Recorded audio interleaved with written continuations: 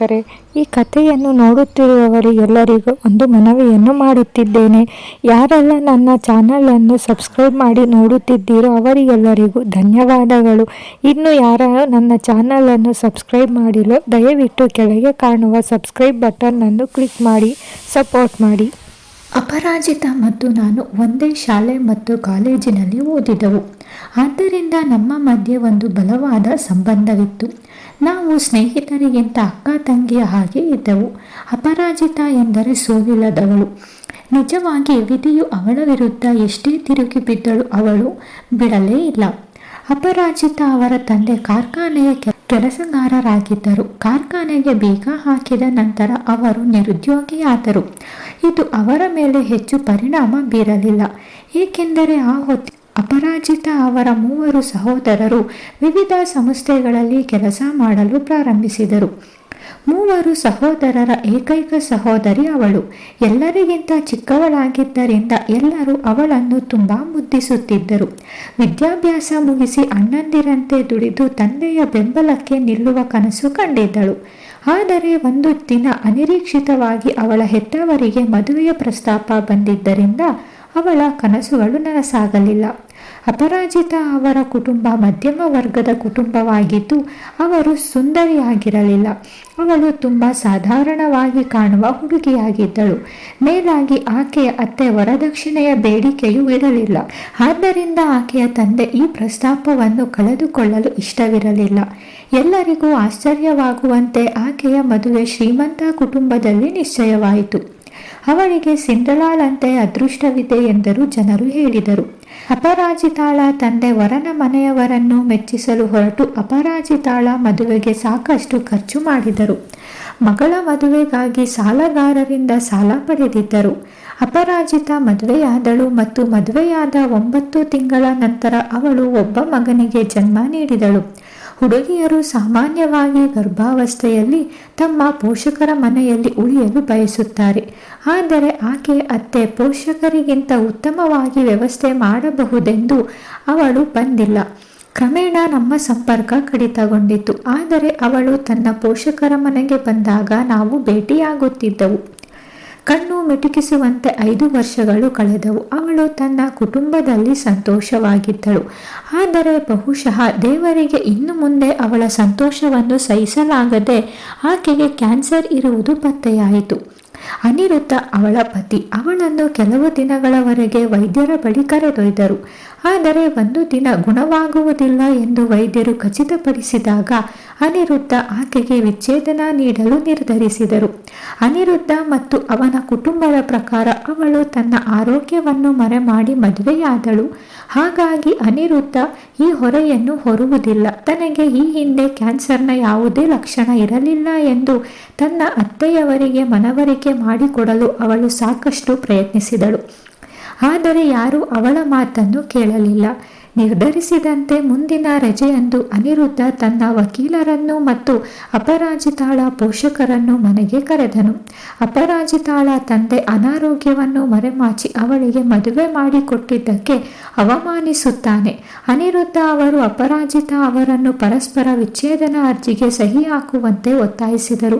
ವಿಚ್ಛೇದನ ಅರ್ಜಿಯ ಜೊತೆಗೆ ಅಪರಾಜಿತ ತನ್ನ ಮಗನ ಕಸ್ಟಡಿಗೆ ಅರ್ಜಿಗೆ ಸಹಿ ಹಾಕಬೇಕಿತ್ತು. ಅನಿರುದ್ಧನು ತಮ್ಮ ಮಗನನ್ನು ಕಾಪಾಡಿಕೊಂಡರು. ಅಪರಾಜಿತ ಅವರ ಪೋಷಕರು ಆಘಾತಕ್ಕೊಳಗಾಗಿದ್ದರು. ಹಾಗಾಗಿ ಅವರು ಮೌನವಾಗಿದ್ದರು. ವಿಚ್ಛೇದನ ಪ್ರಕ್ರಿಯೆಯನ್ನು ಪೂರ್ಣಗೊಳಿಸದಿದ್ದರೆ ತನ್ನ ಮಗನನ್ನು ಭೇಟಿಯಾಗಲು ಬಿಡುವುದಿಲ್ಲ ಎಂದು ಅನಿರುದ್ಧ ಅಪರಾಜಿತಾಳಿಗೆ ಬೆದರಿಕೆ ಹಾಕುತ್ತಾನೆ. ಈ ರೌಡಿ ಅನಿರುದ್ಧ ಅಪರಾಜಿತಾಗೆ ಹೊಸಬ. ಅಪರಾಜಿತ ತನ್ನ ಅತ್ತೆಯನ್ನು ಮಧ್ಯ ಪ್ರವೇಶಿಸುವಂತೆ ವಿನಂತಿಸಿದಳು. ಆದರೆ ಅವರು ಅವಳನ್ನು ನಿರ್ಲಕ್ಷಿಸಿ ತಮ್ಮ ಮಗನನ್ನು ಬೆಂಬಲಿಸಿದರು. ಅಪರಾಜಿತ ತನ್ನ ಹೆತ್ತವರೊಂದಿಗೆ ಮನೆಗೆ ಹಿಂದಿರುಗುತ್ತಾಳೆ. ಆಕೆಯ ಸಹೋದರರಿಗೆ ಪರಿಸ್ಥಿತಿ ತಿಳಿದಾಗ ಅವರು ಈಗ ಹೆಚ್ಚುವರಿ ಹೊರಬೇಕಾಗಿದೆ ಎಂದು ಅವರು ಚಿಂತಿತರಾದರು. ಈ ಹೆಚ್ಚುವರಿ ವೆಚ್ಚವನ್ನು ಯಾರು ಭರಿಸುತ್ತಾರೆ ಎಂಬ ಆತಂಕ ಅವರಲ್ಲಿತ್ತು. ಅಪರಾಜಿತಾಳ ಮದುವೆ ಮಾಡಿ ಅಪರಾಜಿತಾಳ ಮದುವೆಗಾಗಿ ಮಾಡಿದ ಸಾಲ ಇನ್ನೂ ಬಾಕಿ ಉಳಿದಿದೆ ಎಂದು ಅಪರಾಜಿತ ಪೋಷಕರು ಚಿಂತಿತರಾಗಿದ್ದರು ಮತ್ತು ಅವರು ಗುಣಪಡಿಸಲಾಗದ ಕಾಯಿಲೆಯೊಂದಿಗೆ ಮರಳಿದ್ದಾಳೆ. 5 ವರ್ಷಗಳಲ್ಲಿ ಈ ಕುಟುಂಬದಲ್ಲಿ ಅನೇಕ ವಿಷಯಗಳು ಬದಲಾಗಿದ್ದವು. ಅಪರಾಜಿತಾಳ 2 ಅಣ್ಣಂದಿರು ಮದುವೆಯಾದರು ಮತ್ತು ಕಿರಿಯ ಸಹೋದರನ ಮದುವೆ ಮುಂದಿನ ತಿಂಗಳು. ಈಗ ಈ ಸಹೋದರರು ಕುಟುಂಬವನ್ನು ನಡೆಸುತ್ತಿದ್ದಾರೆ. ಯಾವುದೇ ಕುಟುಂಬದ ನಿರ್ಧಾರದಲ್ಲಿ ತಮ್ಮ ಹೆತ್ತವರನ್ನು ಒಳಗೊಳ್ಳಲು ಅವರು ತಲೆಕೆಡಿಸಿಕೊಳ್ಳುವುದಿಲ್ಲ. ಆದ್ದರಿಂದ ಅವಳು ಮನೆಯಲ್ಲಿ ಉಳಿಯುವುದು ಅವಳ ಸಹೋದರರ ನಿರ್ಧಾರವನ್ನು ಅವಲಂಬಿಸಿರುತ್ತದೆ. ಅವಳ ಸಹೋದರ ಸ್ವಲ್ಪ ಔದಾರ್ಯವನ್ನು ತೋರಿಸಿದನು ಮತ್ತು ಅವಳಿಗೆ ಒಂದು ಷರತ್ತಿನ ಮೇಲೆ ಅವರ ಮನೆಯಲ್ಲಿ ಉಳಿಯಲು ಅವಕಾಶ ಮಾಡಿಕೊಟ್ಟನು. ಅವಳ ವೆಚ್ಚವನ್ನು ಭರಿಸಲು ಅವರು ಕೆಲವು ವೆಚ್ಚ ಕಡಿತವನ್ನು ಮಾಡಬೇಕಾಗುತ್ತದೆ. ಆದ್ದರಿಂದ ಅವಳು ಎಲ್ಲ ಮನೆ ಕೆಲಸಗಳನ್ನು ಮಾಡಲು ಸಾಧ್ಯವಾದರೆ ಅದು ಅವರಿಗೆ ಈ ಹೆಚ್ಚುವರಿ ಮಾಸಿಕ ವೆಚ್ಚವನ್ನು ಭರಿಸಲು ಸಹಾಯ ಮಾಡುತ್ತದೆ. ಅಪರಾಜಿತಾಗೆ ಷರತ್ತನ್ನು ಒಪ್ಪಿಕೊಳ್ಳದೆ ಬೇರೆ ದಾರಿ ಇರಲಿಲ್ಲ. ತಂದೆ ತಾಯಿ ಸೇರಿದಂತೆ ಯಾರೊಬ್ಬರೂ ಅವಳ ಅನಾರೋಗ್ಯದ ಬಗ್ಗೆ ಕೇಳಲಿಲ್ಲ, ಚಿಕಿತ್ಸೆಯ ಬಗ್ಗೆ ಮಾತನಾಡಲಿಲ್ಲ ಎಂದು ಬೇಸರ ಮಾಡಿಕೊಂಡಳು.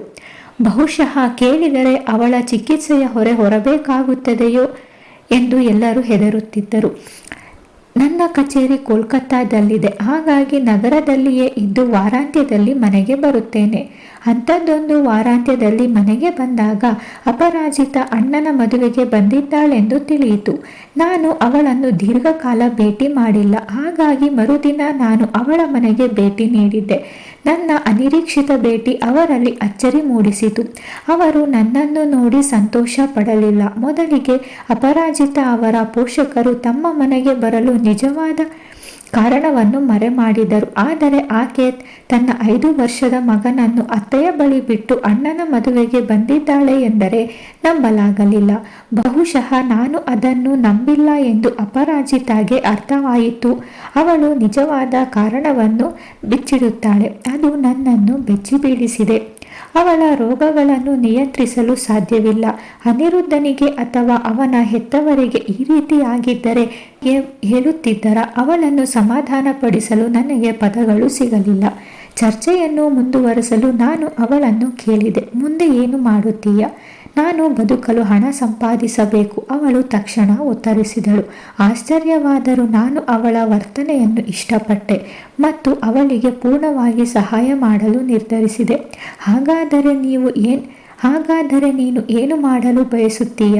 ಗೊತ್ತಿಲ್ಲ, ಆದರೆ ಪ್ರಸ್ತುತ ನನ್ನ ಸಹೋದರನ ಮದುವೆಗೆ ಮೊದಲು ನಾನು ನನ್ನ ಪೋಷಕರ ಮನೆಯನ್ನು ಬಿಡಲು ಬಯಸುತ್ತೇನೆ ಎಂದು ಹೇಳಿದಳು. ಆಗ ನಾನು ಯಾಕೆ ಎಂದು ಕೇಳಿದೆ.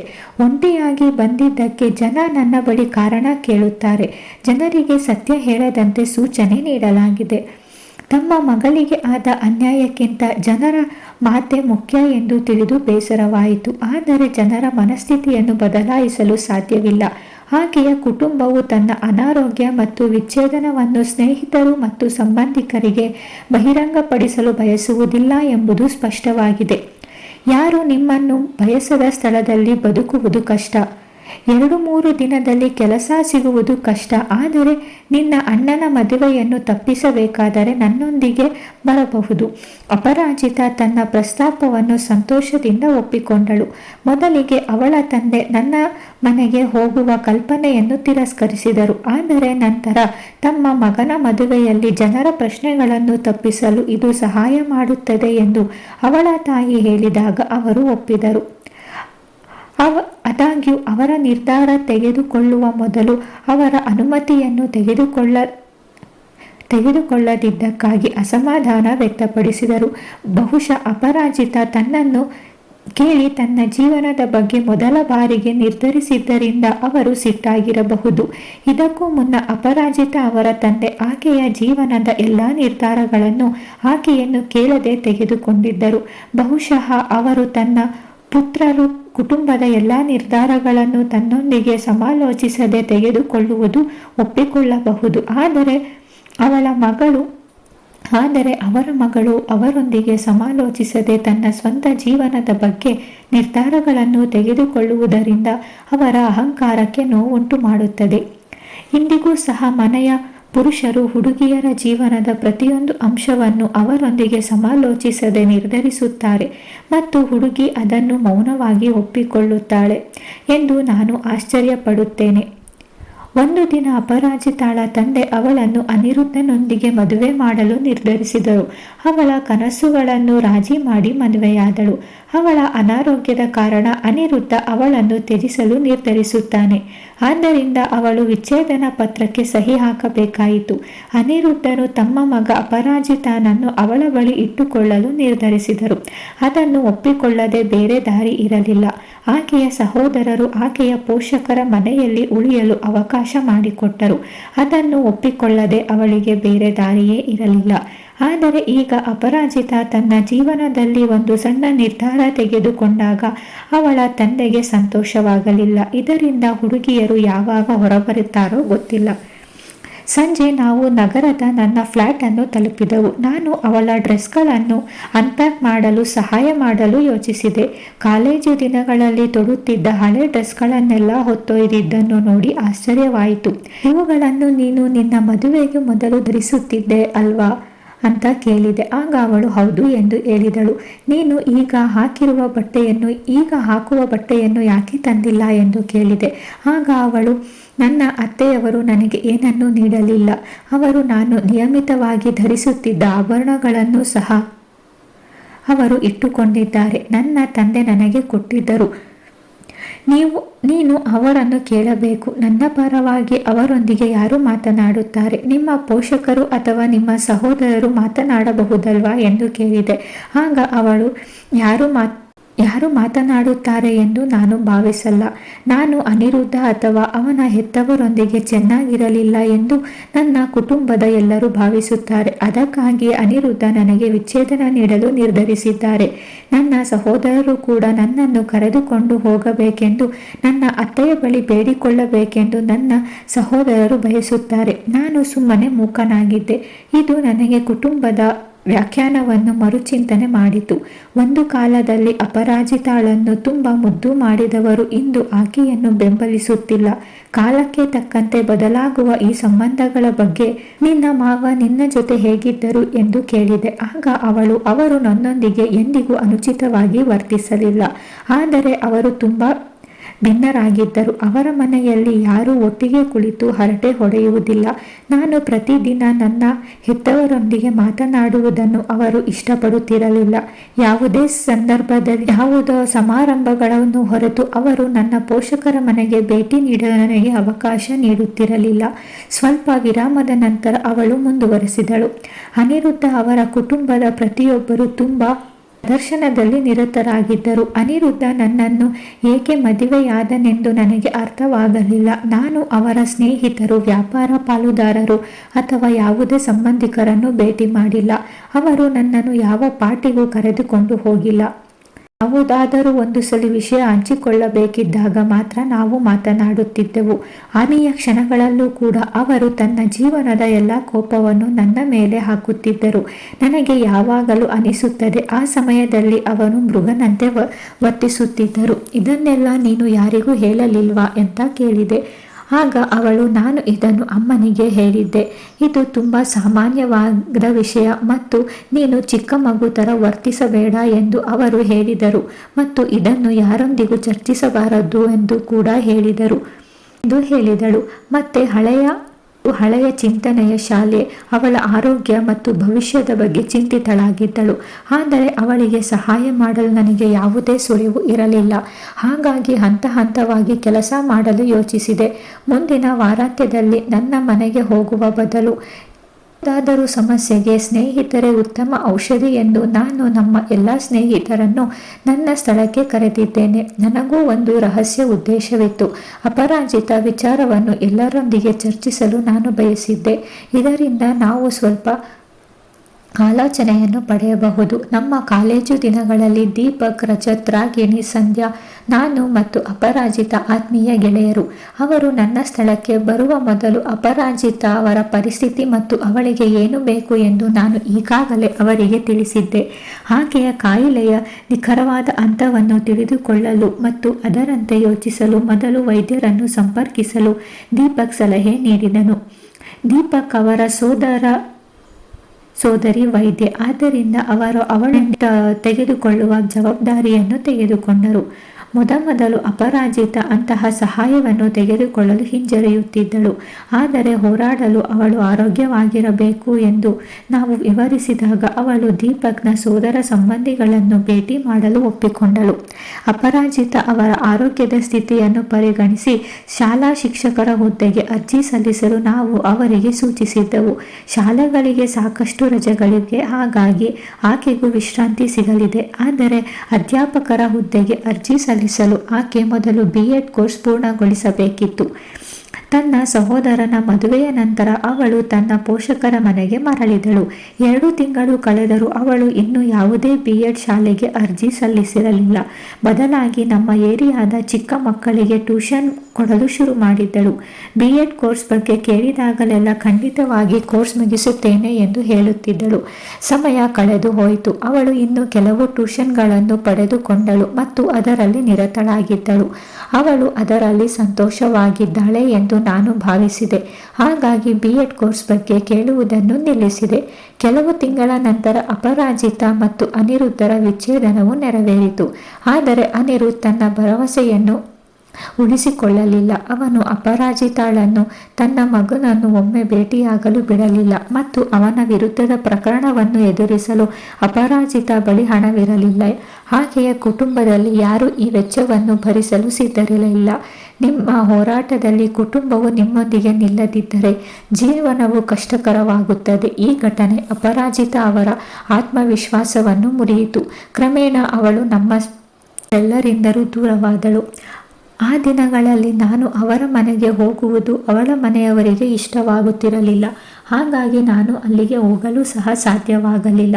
ಪ್ರತಿ ವಾರಾಂತ್ಯದಲ್ಲೂ ನಾನು ಮನೆಗೆ ಹೋಗುವಾಗ ಅಪರಾಜಿತಾಳನ್ನು ಎಲ್ಲಿಯಾದರೂ ಭೇಟಿಯಾಗಬಹುದೆಂದು ನಾನು ಬಯಸುತ್ತಿದ್ದೆ. ಜೀವನದಲ್ಲಿ ಹಲವು ಏರಿಳಿತಗಳ ನಂತರವೂ ಅಪರಾಜಿತ ತನ್ನ ಟ್ಯೂಷನ್ ತರಗತಿಗಳನ್ನು ಮುಂದುವರಿಸುತ್ತಿದ್ದಳು ಎಂದು ನಾನು ಕೇಳಿದ್ದೆ. ಅಂತಹ ಒಂದು ವಾರಾಂತ್ಯದಲ್ಲಿ ಅವಳು ತನ್ನ ಪರಿಸ್ಥಿತಿಯನ್ನು ಬಹಿರಂಗಪಡಿಸಿದಾಗ ನಾನು ಅವಳನ್ನು ಮಾರುಕಟ್ಟೆಯಲ್ಲಿ ಭೇಟಿಯಾದೆ. ನಾನು ಅವಳನ್ನು ನಂಬಲಿಲ್ಲ. ಆದರೆ ಅವಳು ನನಗೆ ಏಕೆ ಸುಳ್ಳು ಹೇಳುತ್ತಾಳೆ? ಆ ದಿನಗಳಲ್ಲಿ ಅವಳ ಬಳಿ ಯಾವುದೇ ವೈಯಕ್ತಿಕ ಸಂಪರ್ಕ ಸಂಖ್ಯೆ ಇಲ್ಲದ ಕಾರಣ ನಾವು ಅವಳನ್ನು ಅವಳ ತಂದೆಯ ಫೋನ್ನಲ್ಲಿ ಸಂಪರ್ಕಿಸುತ್ತಿದ್ದೆವು. ಆಕೆಯ ಜೀವನದ ಪ್ರತಿಯೊಂದು ಅವಘಡಕ್ಕೂ ಆಕೆಯ ಕುಟುಂಬದವರು ಆಕೆಯ ಸ್ನೇಹಿತರನ್ನು ದೂಷಿಸುತ್ತಾರೆ. ನಾವು ಅವಳನ್ನು ದಾರಿ ತಪ್ಪಿಸಿದ್ದೇವೆ ಮತ್ತು ಅವಳ ಜೀವನವನ್ನು ಹಾಳು ಮಾಡಿದ್ದೇವೆ ಎಂದು ಅವರು ಭಾವಿಸುತ್ತಾರೆ. ಆದ್ದರಿಂದ ಅವರು ನಮ್ಮೊಂದಿಗೆ ಸಂಪರ್ಕದಲ್ಲಿರಲಿಲ್ಲ.